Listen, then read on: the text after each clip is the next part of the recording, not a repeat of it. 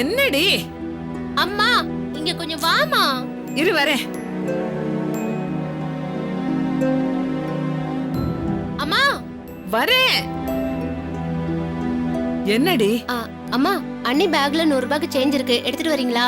நீ போய் எடுத்துக்க வேண்டியதானே? அம்மா நான் அயன் பண்ணிட்டு இருக்கேம்மா. அவ பேக்ல போய் கைய வைக்க சொல்றேன் காலங்காத்தால.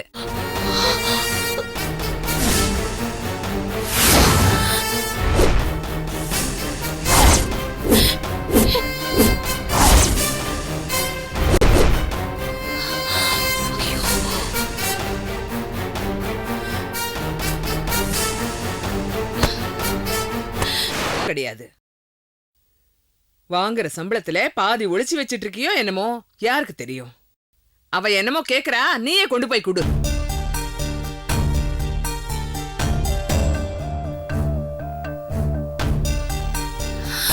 அப்பாடா.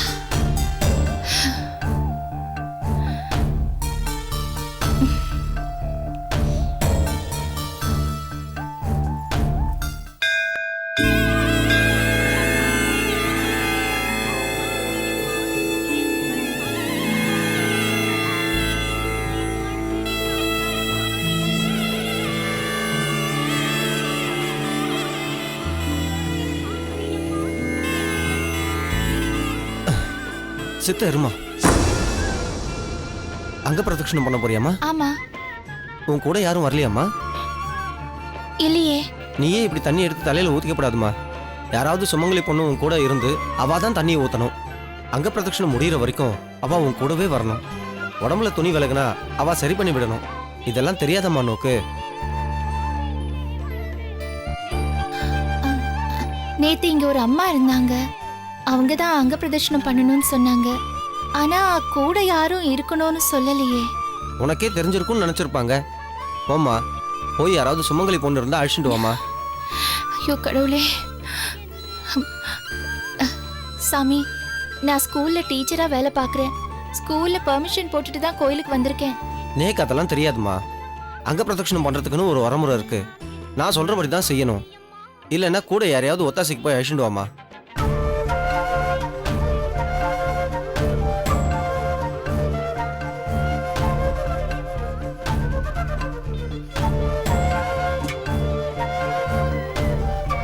ஐயோ கடவுளே, இப்ப நான் என்ன பண்றது?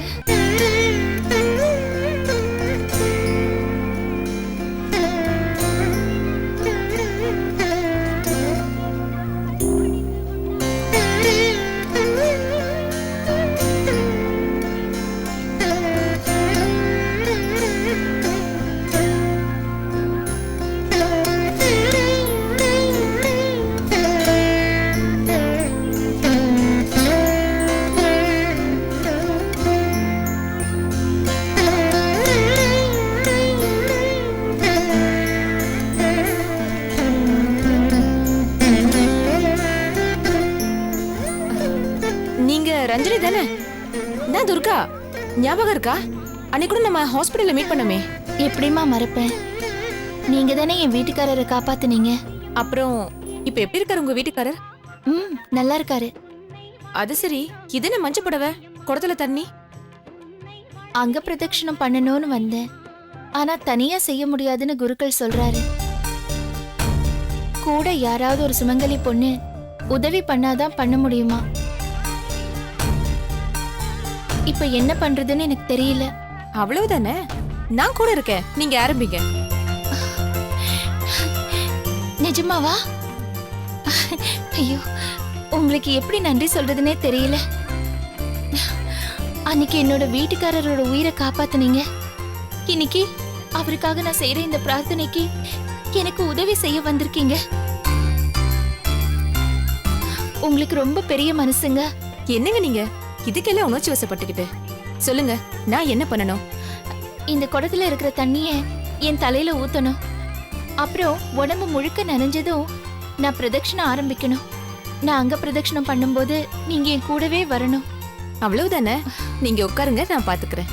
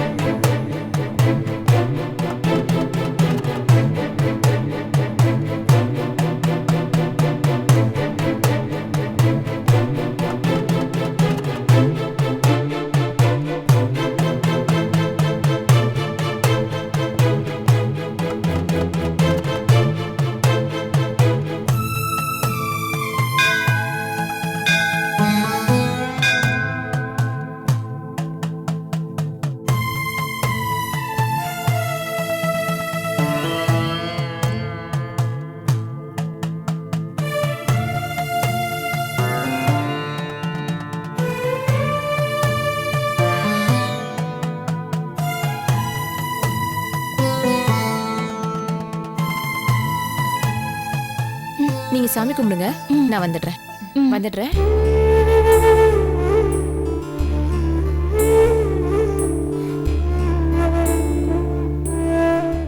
தாயே, அவர் நல்லா இருக்கணும். அவரோட குழந்தைய நான் சுமக்கணும். அவமானம்னு ஒண்ணு அவர் வாழ்க்கையில அவர் சந்திக்கவே கூடாது.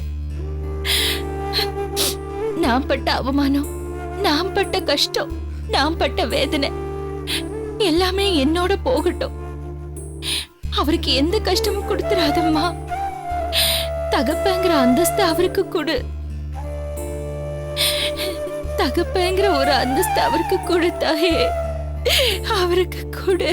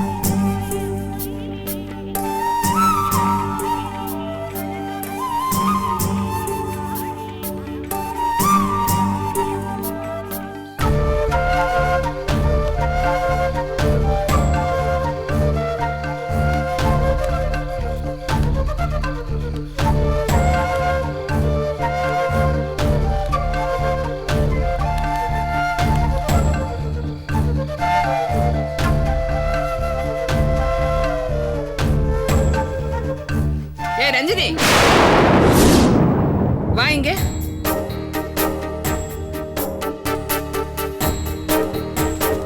ஏண்டி, 4:30 மணிக்கு பள்ளிக்கூடம் விட்டா வீட்டுக்கு வந்து சேர்ற நேரமா இது? இப்ப மணி என்னன்னு தெரியுமா உனக்கு? அது எக்ஸாம்ஸ்லாம் வருதுல்ல, அதான் எக்ஸ்ட்ரா கிளாஸஸ் எடுக்க சொன்னாங்க. என்னமோ செய். உன்னை பார்த்தா பள்ளிக்கூடத்துக்கு போய் பாடம் சொல்லி கொடுத்து வர்ற மாதிரியா இருக்க. மூட்டை தூக்கி பொழைக்கிறவன் கூட மூஞ்சில இப்படி ஒரு அலுப்பு காட்ட மாட்டான். போ போ, உள்ள போய் அவனுக்கு என்ன வேணும் ஏது வேணும்னு கேளு. காஃபி கீஃபி போட்டு குடு. நீ இன்னும் வரலன்னு கவலைப்பட்டுட்டு இருக்கான் என் புள்ள. அதான் நீங்க இருக்கீங்களேன்னு. நான் இருந்தா நீ ஊரை சுத்திட்டு 9 மணிக்கு தான் வருவேன்னு சொல்றியா? ஐயோ, அப்படி இல்ல அத்தை. போ போ, கூட கூட பேசிக்கிட்டு.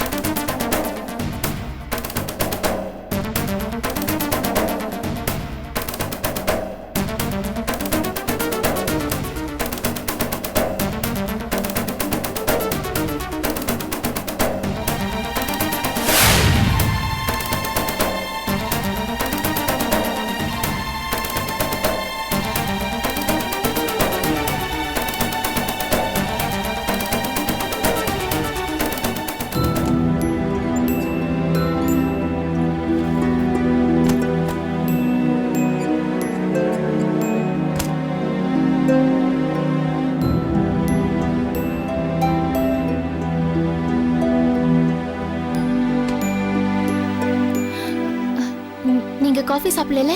இதோ காஃபி எடுத்துட்டு வரேன். ரஞ்சினி, ஏன் ஒரு மாதிரியா இருக்க? அதெல்லாம் ஒண்ணும் இல்ல, ஸ்கூல்ல கொஞ்சம் வேலை ஜாஸ்தி. வேலை ஜாஸ்தின்னு வந்ததும் கால் நீட்டிட்டு படுத்துடாதே. வீட்ல எல்லாம் போட்டது போட்டபடி கிடக்குதுன்னு ஞாபகம் இருக்கட்டும். முரளி, புஷ்பாவை போய் பார்த்துட்டு வரணும்டா. அவ ஒழுங்கா செக்கப்புக்கு போறாளா இல்லையான்னு தெரியல. வேலைக்கு சாப்பிட்டியா இல்லையான்னு கேக்குறது கூட அந்த வீட்ல ஆள் இல்ல. போலாமா? நாளைக்கே போயிட்டு வாங்களேன். நான் வேணா கூட வரவா? வேண்டாண்டா, நீ ரெஸ்ட் எடு. நான் போயிட்டு வந்துடுறேன்.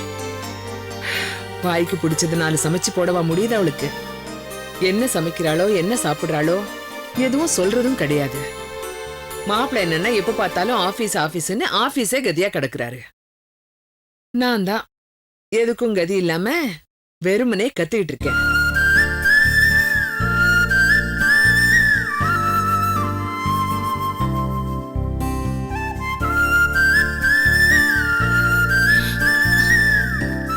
என்னங்க, அத்தை செக்கப்னு சொல்லும்போது ஞாபகம் வந்துச்சு. நீங்க நாளைக்கு இன்ஜெக்ஷனுக்கு போகணுங்க. தெரியும்.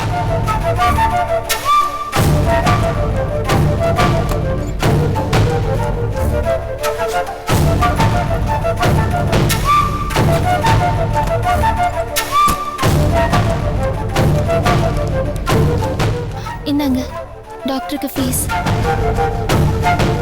டாக்டர் கொடுத்த பவுடரை வீட்ல எல்லாருக்கும் தெரியற மாதிரி கலக்கி கொடுப்பேன்.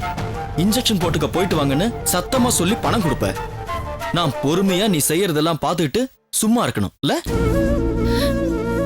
என்ன பேசுறீங்க? உன் அக்கறையை காட்டுறதுக்காக என்ன அவமானப்படுத்தாத. எனக்கு பணம் எல்லாம் தேவையில்லை. என்கிட்ட இருக்கு, நான் பாத்துக்கிறேன்.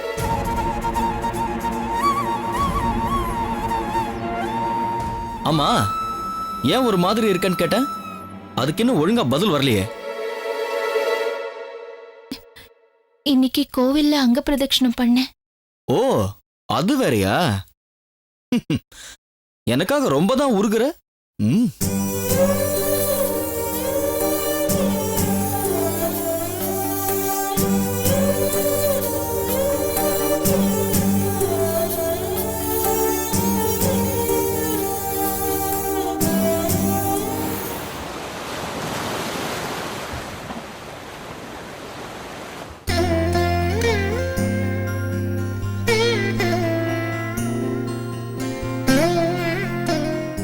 வேண்டாம், போதும். என்ன போதும் மாமா எனக்கு. அடடே, சாப்பிடுமா, இன்னொரு தோசை சாப்பிடு. ஐயோ, எனக்கு வயிறு ஃபுல் ஆயிடுச்சு மாமா, போதும். அடாடாடாடா, என்ன சாப்பிடுற நீ? இப்ப நீ சாப்பிடுறது உனக்காக மட்டும் இல்லம்மா, உன் வயிற்றுல வளர்ற என் பேரனுக்காகவும் தான். ரொம்ப நல்லா இருக்குடி. வயசான மனுஷன், அவரை முதல்ல சாப்பிட சொல்லாம நீ உட்கார்ந்து சாப்பிட்டுட்டு இருக்க. உனக்கு அவர் தோசை சுட்டு போட்டுட்டு இருக்காரு. அதான பார்த்தேன், கரெக்டா வந்துருவீங்களே. ஏ மாமா, நானே உங்களை தோசை சுட்டு தர சொன்னேன். ஏய், என்னடா நீ, பொறுமையே இல்லடா உனக்கு. புஷ்பா கர்ப்பிணி பொண்ணு, அவளை பாத்துக்கிறதுக்கு வேற யார் இருக்கா? நாம தான் பாத்துக்கணும். நல்லா பாத்துக்குங்க. பதிலுக்கு அவளும் உங்களை பாத்துக்கணும்னு தான் சொல்றேன். மண்ணாங்கட்டி, உன் வேலையை பாத்துக்கிட்டு போ. என் மர்ம விஷயத்துல தலையிடாது. நீ போய் உட்காருமா. வேண்டாம் மாமா, நான் உட்கார்ந்தாலே உங்க பிள்ளைக்கு பொறுக்காது. 24 மணி நேரமும் பிடி உஷா மாதிரி ஓடிக்கிட்டே இருக்கணும். அப்பதான் அவருக்கு திருப்தியா இருக்கும்.